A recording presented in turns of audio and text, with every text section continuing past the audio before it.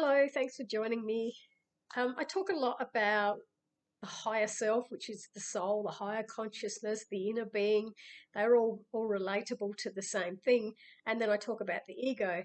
And it occurred to me the other day when I was doing a reading for somebody that sometimes you may not even really understand what the higher self is. Like, how do you tap into that if you don't even know what it is? Are you confusing the thoughts in your mind and then an emotion that's in your heart? Are you feeling like is that the ego still, or is that the higher self? So I was laying in bed thinking about it the other night, fell asleep, and at 2 o'clock in the morning I woke up with I had to grab a pen and paper, and I started to draw these diagrams, and it was a way. I feel like my guides were showing me a way to draw things so that you could maybe understand it a little bit better. So excuse my drawing's not that great, especially at 2 o'clock in the morning. This is the way that they've explained it to me so I can share it, and hopefully it resonates with some of you. So we have this soul consciousness. It's like a ball of light. And when I died that time, when I'd left my body, everyone that was coming to me that had already died were a ball of light. They didn't come walking at me like the human being that they were on earth. They came as this ball of light. And when I'm also doing a reading for somebody and I can see that a child is going to be born into their future, I can see that ball of light is waiting there to come into the physical body. So this conscious energy to me always appears as this ball of light. And so if you have, I quite often hear people say, let's say your grandmother died before your children were born and you wanted them to meet each other. They already have. They know each other in the non-physical world.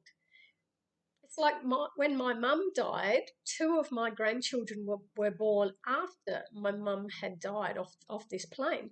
She already knows them. She was with their souls in the non-physical before they came. So don't ever think to yourself, oh, I wish somebody hadn't been here so they would have met someone. They already know them. That we are so connected by this ball of energy, right? So that's what your soul consciousness is.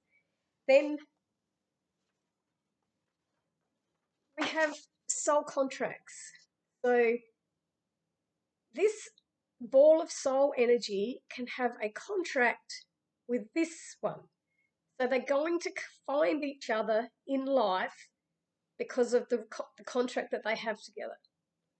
And then the soul energy can have a contract with this one. This one then comes into contact with this one and may learn a lesson from this one, or just may have an experience with them, but there's no contract there. The contract's there with that one, the contract's there with that one. And then because this one is connected to this one, it's also connected to this one. We are all connected. Then you have another soul where you don't have to have a lesson from them. You don't have to be connected to them, but you're all still part of this soul network that we all, the essence of us all comes from source energy. So then they showed me, sometimes I have seen the soul energy go into, so when a woman is pregnant, I've seen that soul energy go into the fetus before it's born, but it can go again. It sort of comes and goes, and it doesn't totally stay in the body until the point of birth. So as you're being born into this world, that soul energy comes into the physical body. It becomes part of the physical body. And there is a connection with that soul energy. It holds all the information from your past lives. It knows what this life is going to be all about. It's like this computer program. It knows everything.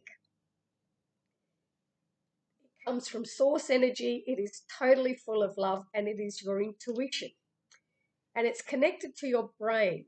And then the brain part of you in the physical body, the brain is where the ego is created, where your personality is created, where the thoughts are created, and where your programming is put. So when somebody says to you, who are you really? You might, if you come back with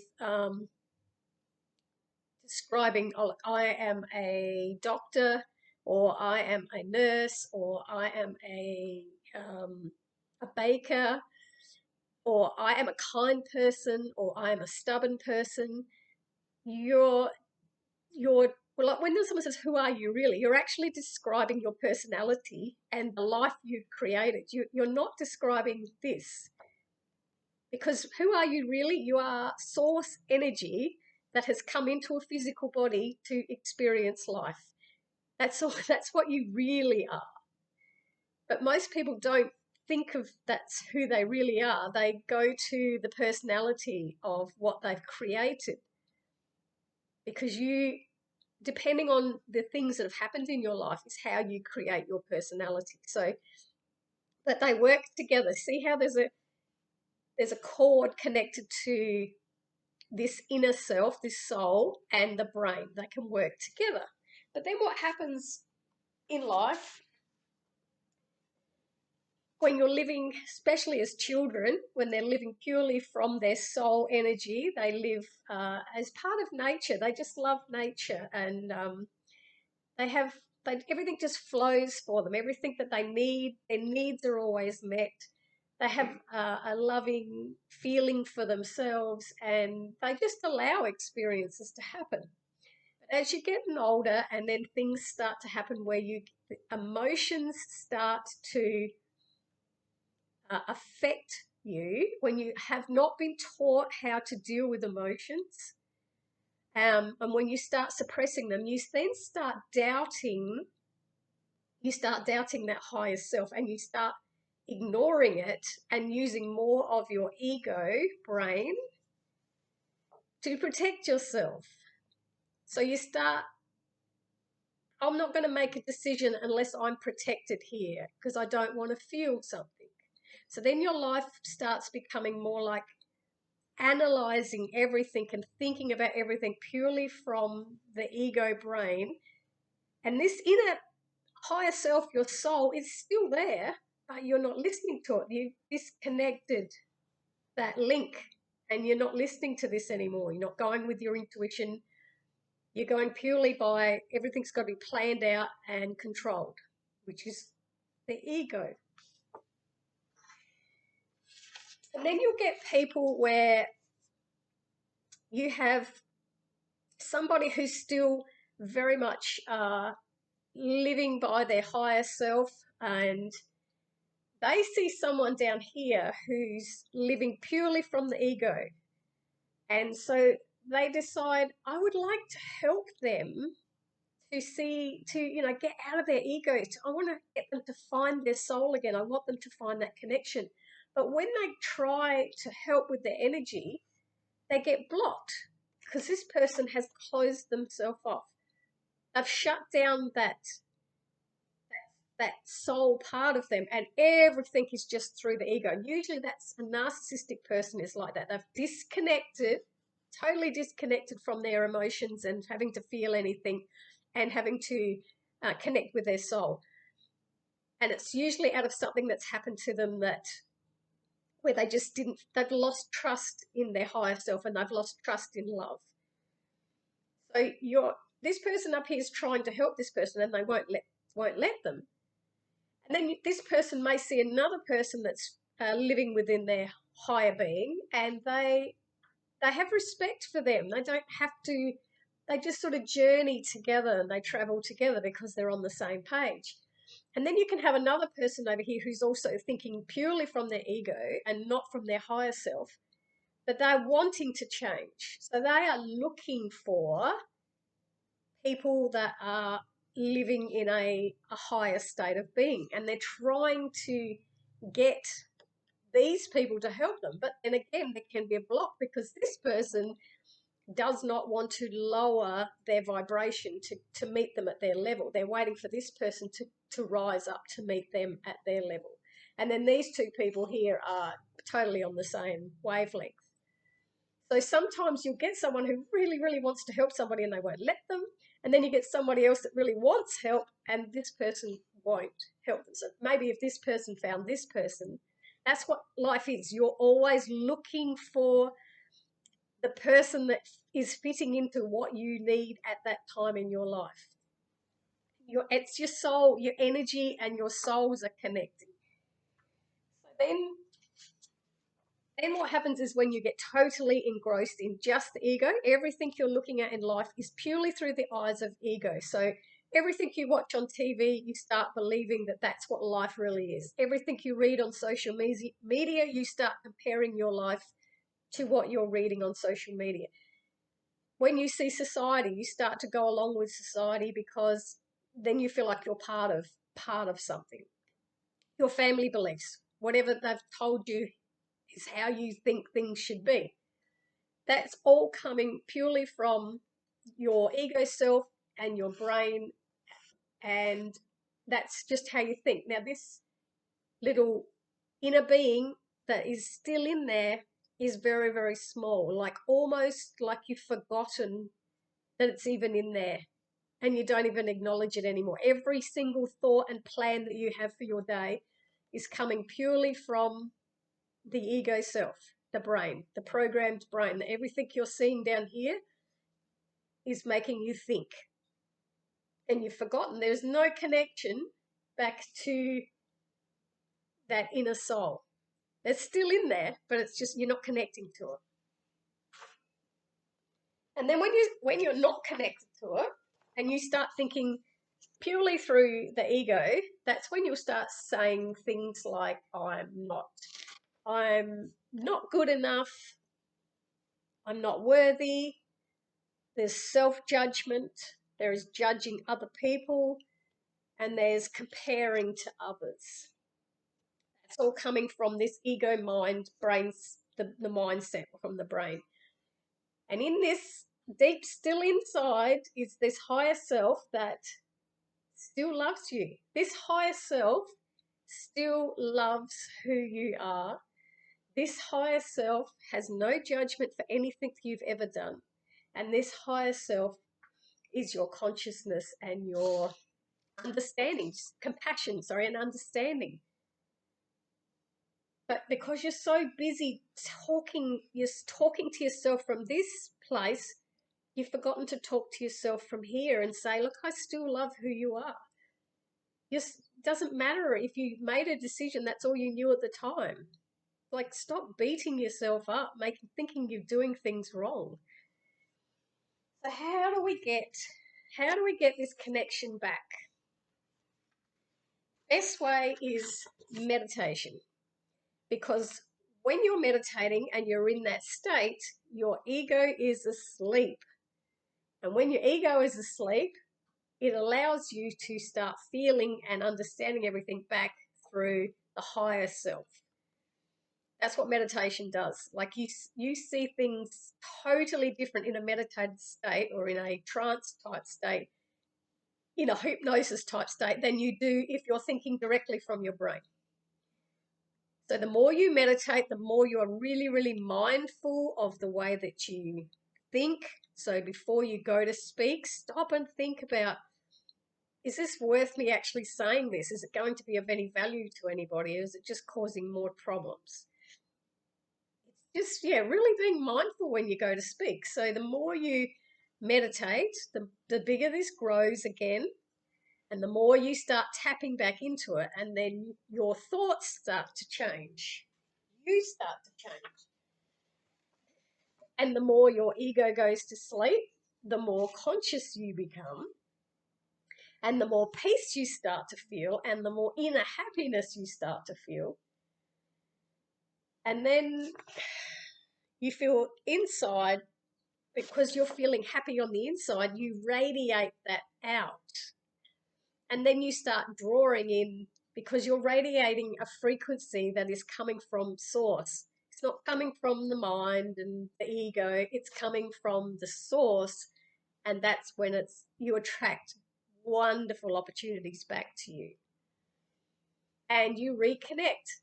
And because you reconnect, your mind starts thinking more on a compassionate level, more of an understanding level, less judgment for anything. And you seem to stop and think before you speak. And then things that used to worry you won't worry you anymore. You can get to this place when you reconnect back to this higher self through meditation, through mindfulness, through exercises that you can do. You have to, it's like going to the gym. You don't go to the gym if you go to the gym once to get a toned body, it's you know, one time, or if you went once a year, if you went once a month, and then if you went once a week you're going to get a lot quicker result. Same as you have to exercise the brain. You have to meditate daily, or EFT tapping daily, or mindfulness, or journaling. You have to do something that is stimulating the brain. Otherwise, nothing changes. And also your consciousness, this consciousness that is inside you, can leave you while you are sleeping because your ego is asleep again. So that's when you astral travel. So your consciousness leaves your body and it can go and meet other consciousnesses that are already passed over. And this is also when they will come to visit you, because if they've been trying to get your attention while you're awake and you're too busy listening to your ego and your brain and thinking, they can't get through. So they wait till you're asleep, and then they'll come and visit you, because that's when they know that they can connect directly to your higher consciousness and the ego is out of the way. And you can travel anywhere when you have left your body. And I've had experiences where I've traveled to different countries and my consciousness has viewed a scenario that's happened and I've brought that scenario back and written it all down. And then a couple of days later, it's actually happened on the news, and I've actually stood there and watched the whole thing unfold in detail and then brought that back. And then a few days later, it actually happened. So I'm just traveling into a future time to have a look at a picture that's unfolding, and then I bring that information back. And that's what astral traveling is. And quite often when you come back, and you come back in a hurry, when your consciousness drops into your physical body in a hurry, you jump in bed. Have you ever been in bed and you all of a sudden you jump like you thought you just fell? That is your consciousness coming back way too fast into your body instead of gradually coming back in. And then also when you die,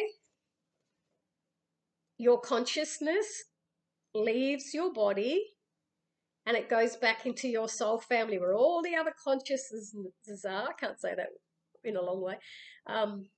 You go back to your soul family, back to where you were before you were born. This is what you were before you were born. And what this consciousness holds is all the information of the life that you are living today. It holds the emotions you felt, it holds the people that were in your life, it holds how you created a personality, it holds everything. It's like a database of your whole existence. And when you have died and you're in this consciousness, these consciousnesses know everything about you and you know everything about them. Even if you never met them on earth, you know all about them. It's just this telepathic communication that goes on where you just know everything about everybody. And when you die, your physical body dies, your ego dies, and your personality dies. They are only things that you created here on earth. So when I am connecting to a person who's passed away, I'm not connecting to their body, I'm connecting to their energy, to that soul that was alive inside of them, that soul that holds all the information. So I can ask that energy, or from my energy to their energy. I can ask, what did you look like when you're on Earth? What was your personality like? What did you learn? Because I can tap into that information from listening from my own, like the energy to the energy. It's not always coming from my mind, it's coming from my source energy connecting to that source energy. And I can find out all the information to then tell somebody who's alive what information they're giving me. But they are a ball of energy. They're not like the ego and the personality and all that. That was just for here while they were in the physical, just for what they needed to learn about themselves. And I often say, if I've got a harsh lesson coming at me and it keeps coming and coming, I much rather stop and deal with it and deal with the emotions while I'm here, rather than have to come back again and go through it all again and learn next time. I'm never going to get out of not learning that lesson. It's still going to keep coming at me until I decide, look, I'm just going to work this out while I'm here now, so that the next time I don't have to deal with that particular emotion. And when I am connecting with you and doing a reading with you, I'm connecting to your energy. It's in there. Even though you may be listening too much to your ego, I can go past that ego and straight into your soul, to your higher self, and that's where the information comes from. This information is always trying to guide you. It's always trying to love you. It's always trying to tell you what to do. And that's where a reading can help, because a really good psychic who's very, very in tune with their own energy will be able to go directly to your energy and bypass that ego. It's not really mind reading. I'm not mind reading people. I'm feeling their energy. So if you're really worried about something, if I was picking up that you're worried about the relationship you're in at the moment and you weren't sure what to do, people think, oh my God, she's mind reading my thoughts. I'm not. It's because you are worrying about a relationship. You are projecting this energy that comes out, and I'm just picking up that energy. It's just all frequency.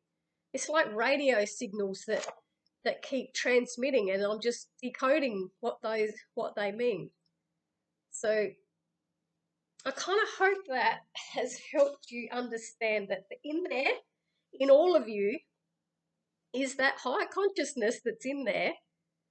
And you were always, as a child, you were directly connected. Your ego mind, your brain was directly connected to it, to the intuition. But then a lot of people, they still have that connection. They still know they're very, very connected to their higher self. But there's a lot of people out there that are not connected, and they don't even know what the higher self is. And they don't know how to get back to it.